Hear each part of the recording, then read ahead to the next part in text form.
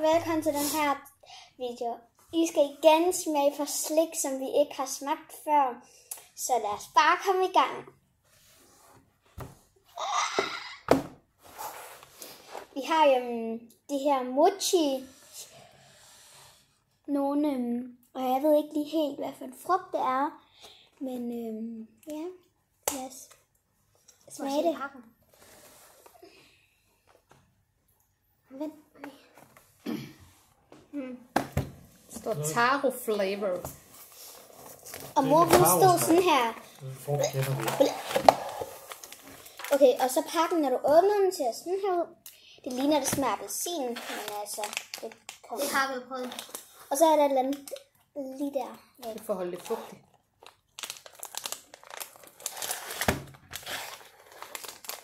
Har vi en saks til rådighed? Der kom lige med.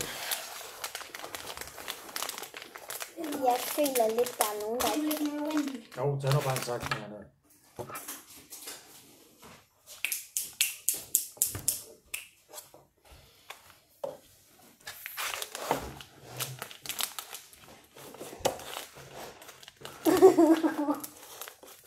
Det er godt med sådan en saks, der kan klippe. Det er det, vi har.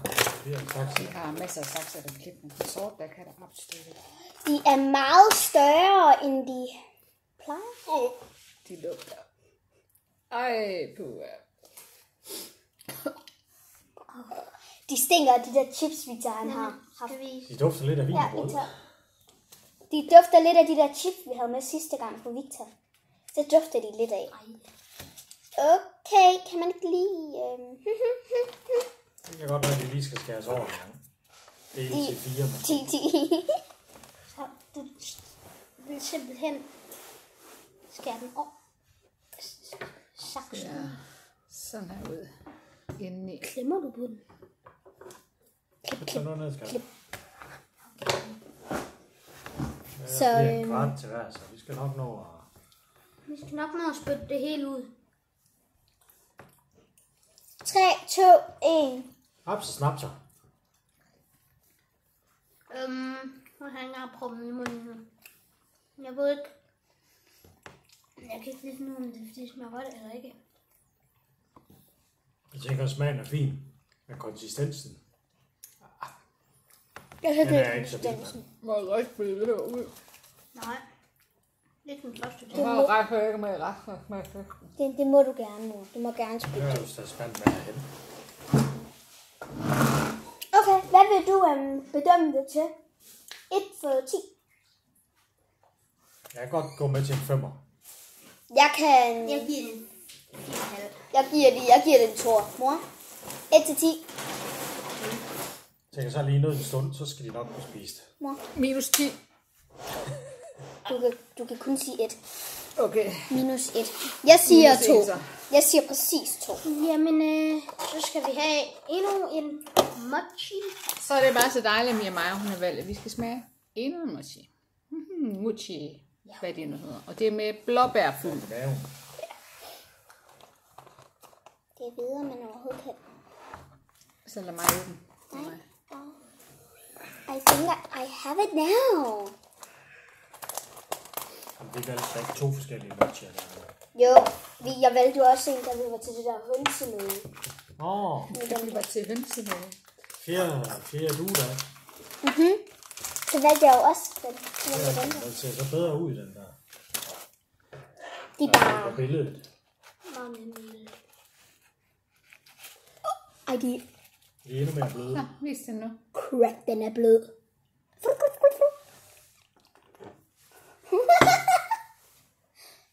Guden, den er flydende inde i den der. Pretty much. Den der. Sådan her udeni. Den dufter godt, den her. Okay. Og I kan spise den, I kan spise den. Okay. Okay, det er sådan nogle klister noget. Okay, skål! Skål. Den dufter Skål. bedre, den her. Ja, det gør den. Smager faktisk noget bedre. Ja. Det er meget bedre. Hvor kan du beholde den her i munden? Ikke rigtigt. Jeg kan godt lidt sådan lige det der udenpå. Jeg tænker, det er godt til gamle mennesker, der ikke har tænder. Det er lidt sej og tynd. Ja, det er en underlig konsistens. Okay, så må vi en ting. Hvis altså du kan. Hvor du skal have tykket det igennem. Siger det bare. Arbejder der på sagen. Ja, den smagte bedre end den anden.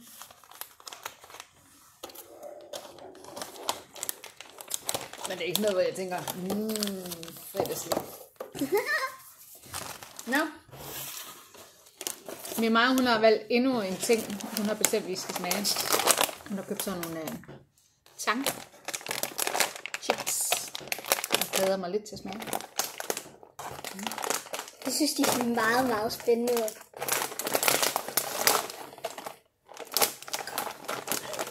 Lugter af død fisk med i posen. Ah ja. Lugter af rejer. Det ser sådan her ud. Det dufter af havvand. Skal jeg prøve først?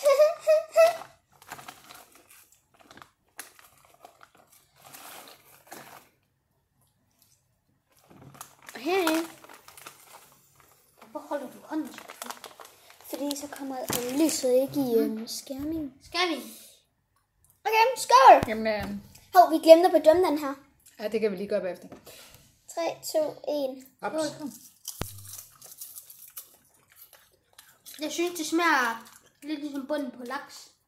Jeg synes, det smager godt. Det synes jeg bare så. Nej, nu bryder jeg mig virkelig ikke om.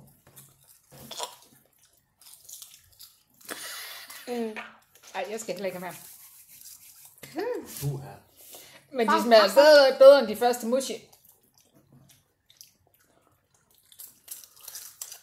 Det er godt, I skulle prøve det. Den giver jeg kun 1 af den der. Jeg giver Nu bryder jeg den mig virkelig ikke om. I forhold til det første, vi smagte, så giver jeg den en 3'er. Den her helt fornemt, det smager godt. Men jeg tænker, at jeg giver den en 5'er. Nå, vi glemte lige at bedømme den her. Jeg giver den her en 10 ud af 10, fordi den smager rigtig lækkert. Okay, jeg giver den en Jeg vil godt give den 8. 5. 2 ud af 10. Jeg giver den 5. Den her, den giver jeg 8. Okay. Det smager rigtig godt. Vi skal prøve det. Velkommen. Vælger du noget? Ja. Det gør jeg. Og jeg vil lige sige, at vi har mange ting i dag. Kan vi ikke vente med dem der? Bare lige. Fordi det er sådan noget, der skal... Vi har virkelig mange ting i dag, vil jeg lige sige. Den her, den har jeg. Den har Victor valgt. Har jeg helt selv valgt. Det hedder Warheads Cubes. Sådan nogle meget sure, jeg tror, firkanter. Jeg ved det ikke rigtigt. Men der må være forskellige farver i. Ja.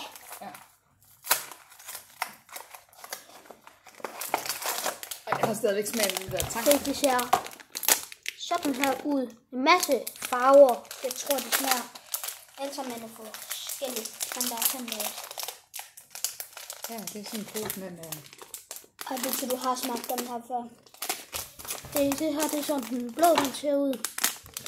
Men hvad, skal vi så smage den blå alle sammen, eller hvad? Jamen, skal vi ikke det? Det bliver jo næsten modtaget.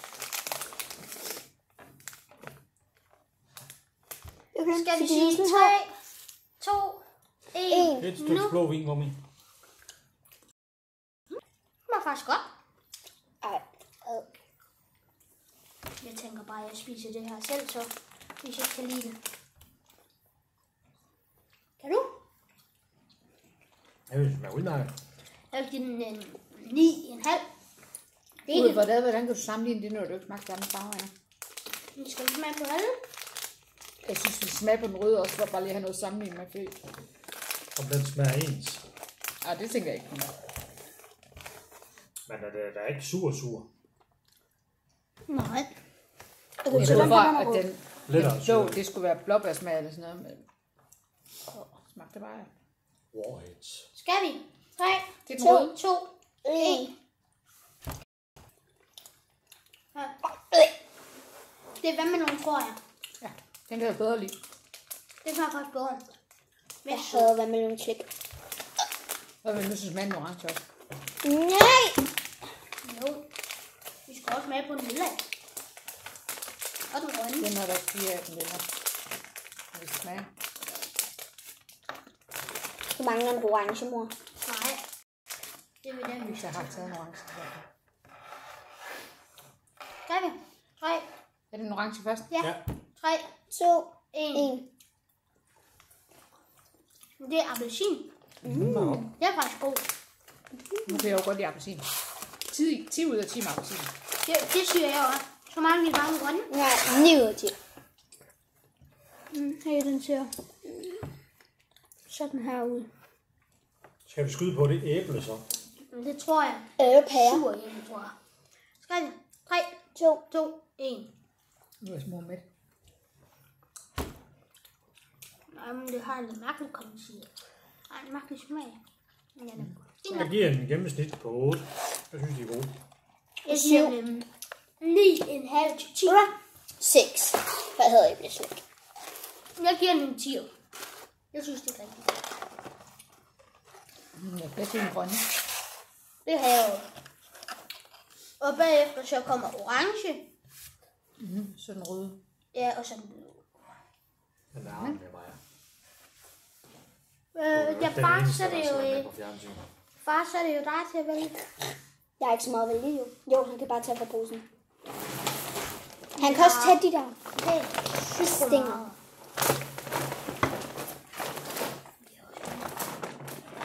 Wow.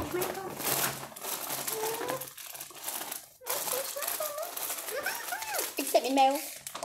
Flaming Hot Doritos. Den har jeg ikke smagt. Vi skal smage dem her. New Flaming Hot Doritos.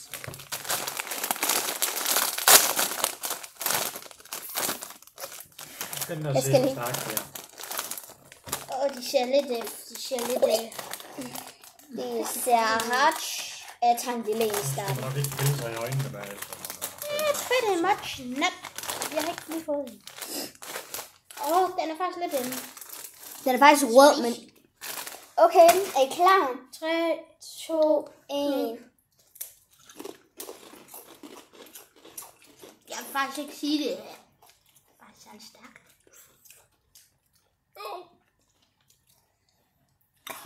Det brænder i min mund. Hvor gør den?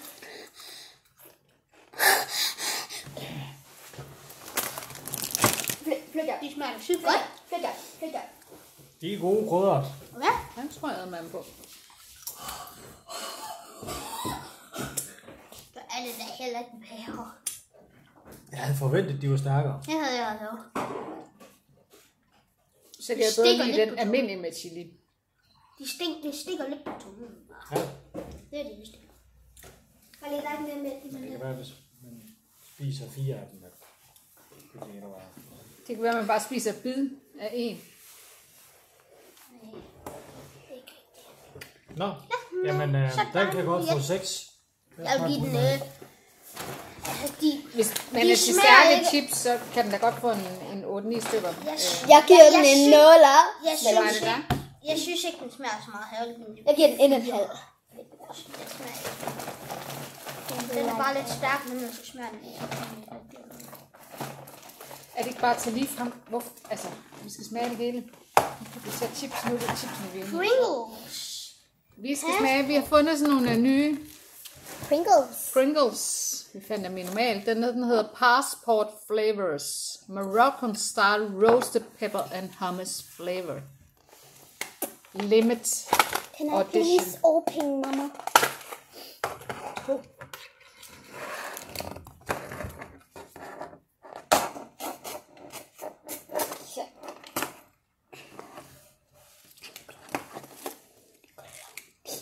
Hvis I kan, så kan I drømme jer til at dufte det.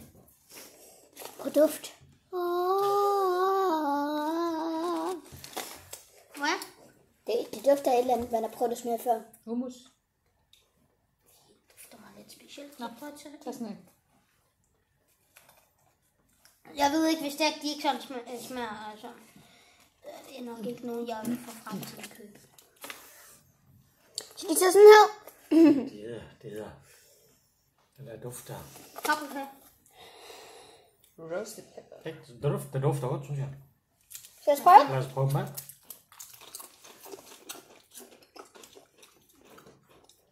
Det smager. Den smager af peberfrugt og hummus. Ja. Det gør den. Den Jo, har faktisk god. eftersmagen af hummus. Jeg synes ikke lige, det er mig. Jeg kunne lige En smage den. let antegning af koriander. Jeg kan ikke fordrage koriander. Jeg giver den 8 ud af 10. Hvad med jer? Jeg giver den Jeg giver den en 3'er. 5 ud af 10. 3. Den er ikke. Jeg er godt i 8. 7 ud af 10. 8. Når vi nu er vi chipsene, så har vi også fundet den her. Endnu en limited edition Pringles. Passport flavor, French style steak fries flavor. Den glæder jeg mig lidt til. Let me open. It's a bath. Og I kan gøre det samme. I kan dufte jer til. At det dufter af pomfritter og bøffer. Smag, det dufter ikke som sådan af pomfritter og bøf. Hold Prøv da at op. se. Det dufter sådan af pomfritter og bøf.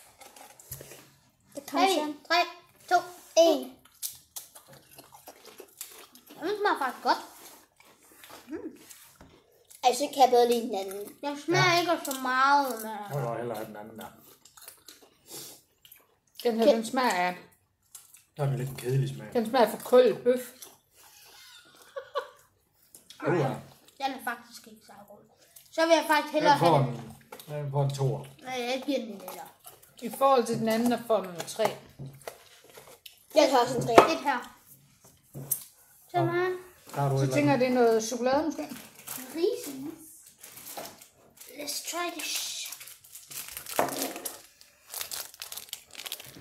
Og det er ikke bare... Reese's White Trees. Den skal vi prøve nu. Jeg tænker bare, det er chokoladekiks.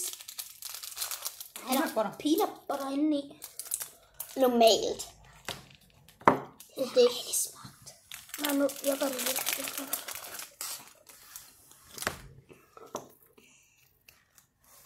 Det er sådan, den ser ud. Og så kan vi lige skære den i 80 stykker. Jeg tror Den faktisk, ligner noget, den jeg har kunne... smagt før. Ja.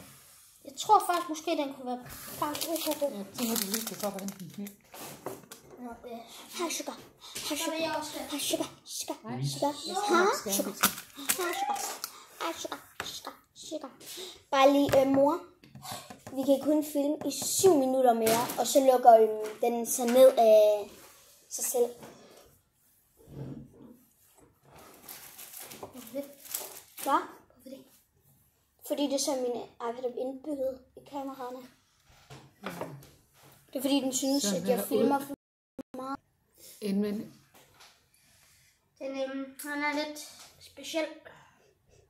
altså, den dufter vildt godt. 3, 2, Dufter af peanuts. 9. Jeg føler nok, men hvis man er så rigtig meget peanut butter på en gang, så vil den være god. Men det er meget sådan. Han er hæftig. Den er lidt... Hallo? Jeg kan også godt lide den. Ja, men nu spurgte jeg. Ja, det smager godt på grund af den hvide chokolade. Men jeg har... Man skal være glad for peanut butter, når man Det Nej, det spiser, kan man. når man spiser Reese's. Den er sådan lidt tør.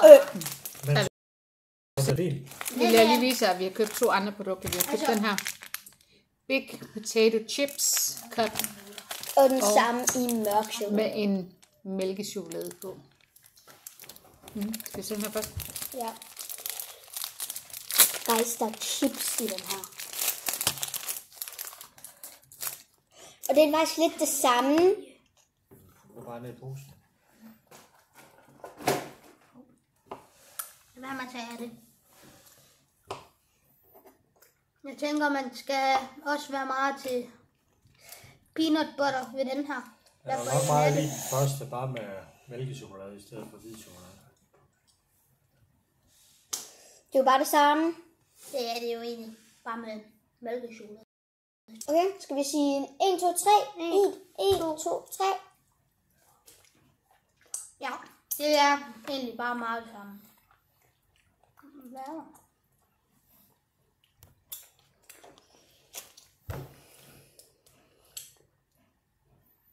De er, Og hvad for en af dem er så bedst? Den med hvid chokolade? Eller? det Den hvide. Den er hvid.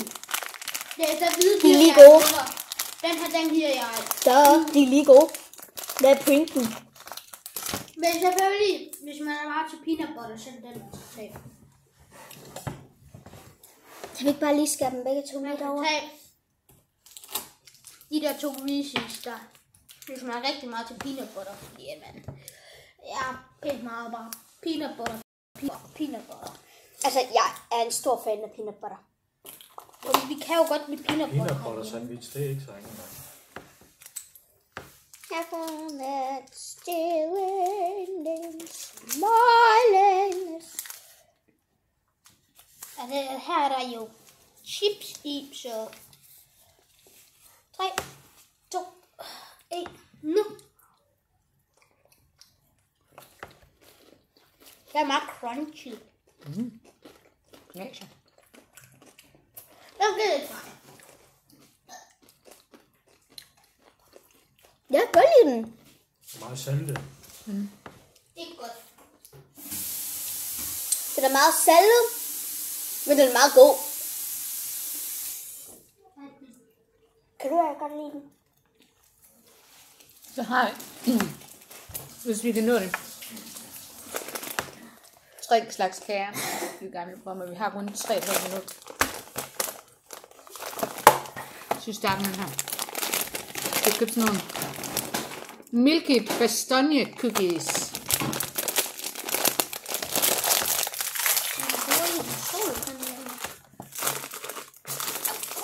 Den her, den tror jeg godt, jeg kan være stor fan af. Og mælke, ja. Den kan vi godt lide. Jeg elsker Milka. De dufter af Bastogne Cookies. Det gør de. Den. Det kan kun være en win-win, men Prøv at se. Det ligner lidt bare liv og pebernødder. Det lever pebernødder. helt normale. Pebernød med Milky Way chokolade i. Skål. 3, 2, 1. Skål. Det smager lidt af mælke og bastogne samtidig. Den smager en her. Ja. De er faktisk sygt gode. Og hvis man godt kan lide Bastogne Cookies. Og mælke. 10 ud af 10. Så skal man, ja. Så er det lidt ligesom de der, vi Ikke så tæt på, så man ikke se. Jo, Der er det de kan der man da godt. crunch-stænger med et eller andet bær på.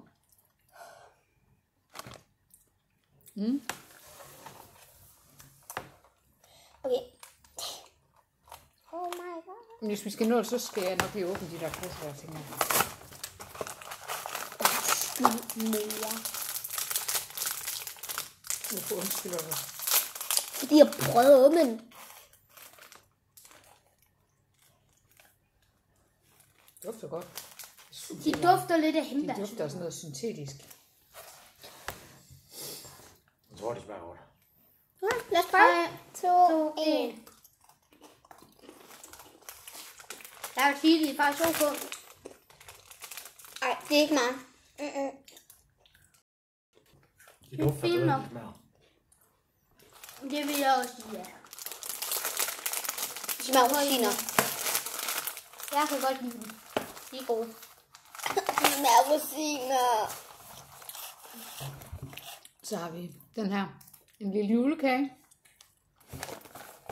Vi kan godt lige nå det, hvis det er hurtigt.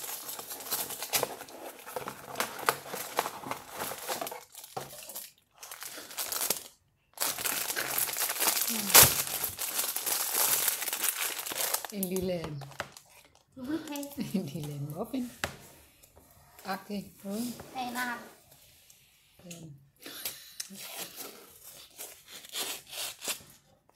Lidt specielt, men altså... Ja. Lidt spændende, om den er lige så tør som marmorkage. Hvordan skærer man lige? Jeg har bare sådan noget i. Jeg har kvalme. Hvorfor? Der er rosiner i. Minder mig sådan lidt om sådan en chokoladebolle, men med rosiner i. Ja, vi skal ikke have sådan et stort stykke hver. Så det er ikke noget at spise. De dufter meget specielt.